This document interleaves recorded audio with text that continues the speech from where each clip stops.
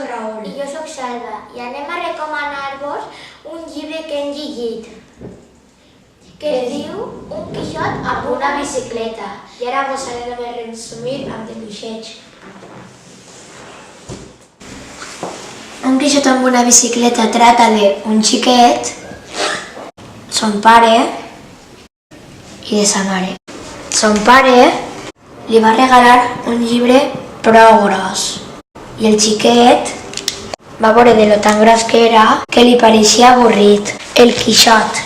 El xiquet se'n va anar al col·le i tenia un bon amic que sempre està arrossegant un entrepà i estava prou gordet. I Salva, que és el protagonista, li va dir al seu millor amic, que és el gordet: mon pare m'ha regalat un llibre molt gros i no m'agrada gens.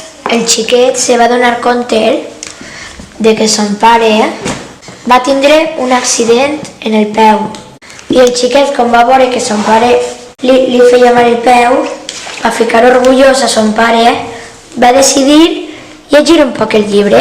Si voleu veure com s'acaba este llibre tan bonic, llegiu-lo.